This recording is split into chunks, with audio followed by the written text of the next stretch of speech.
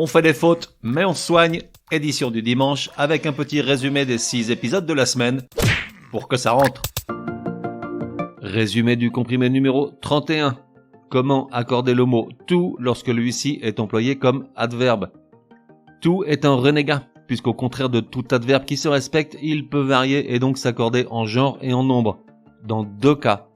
Tout d'abord, s'il précède un adjectif, ou un participe passé féminin commençant par une consonne ou un H aspiré. Exemple, Martine était toute haletante à l'idée de voir son nouveau collègue de travail, mais toute déçue par le peu d'intérêt qu'il lui montre.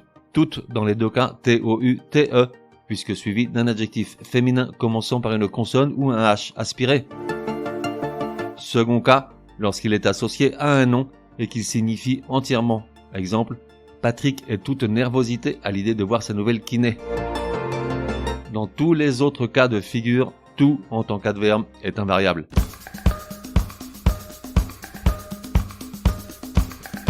Résumé du comprimé numéro 32.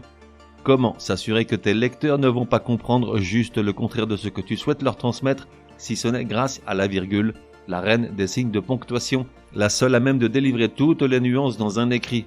Il y a 1000 cas impossibles de tous les énumérer, surtout dans un résumé. Alors retiens ce simple exemple pour comprendre combien la virgule est essentielle. Un premier énoncé sans virgule, un second avec une seule d'entre elles, après l'avant-dernier mot.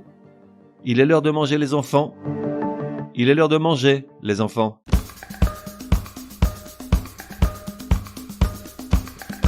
Résumé du comprimé numéro 33. Comment se résoudre à ne plus employer d'autres, D'-A-U-T-R-E, une expression pourtant bien ancrée en nous. Car oui, d'autres dans la phrase « Martine, veux-tu d'autres purées de haricots verts ?» L'emploi de d'autres n'est pas correct, d'autant plus que Martine déteste ça. En revanche, tu peux utiliser d'autres, au pluriel, A-U-T-R-E-S, dans des phrases comme « Avez-vous d'autres fromages que ceux proposés sur le plateau ?»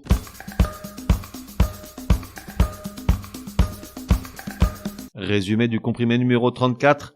Comment ne pas se tromper entre tous ces duos d'homophones qui jonchent la langue française? Petit rappel, un homophone est un mot qui accepte plusieurs orthographes et définitions, mais qui se prononce de la même manière. Aujourd'hui, on a vu la différence entre hospice, A-U-S-P-I-C-E, et hospice, H-O-S-P-I-C-E, balai et balai, B-A-2-L-E-T ou B-A-L-A-I, amende, A-M-E-N-D-E ou amende, A-M-A-N-D-E, balade avec un seul L et balade avec 2 L, détonner avec un N et détonner avec 2 N, tâche avec un A accent circonflexe ou tâche avec un A, acquis terminé par S et acquis terminé par T, différent avec un D final et différent avec un T final. Pour connaître le détail de chacune des définitions, je t'invite à écouter le comprimé en entier.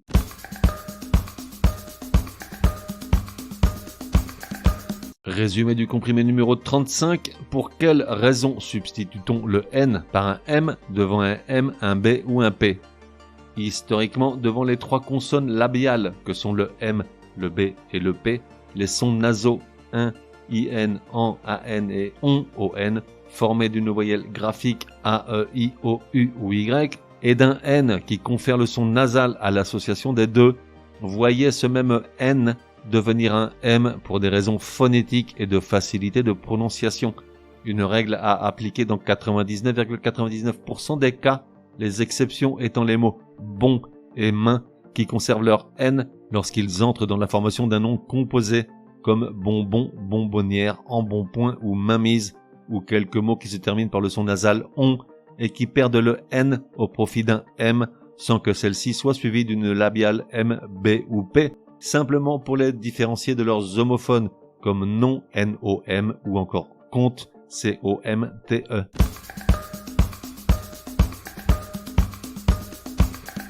Résumé du comprimé numéro 36.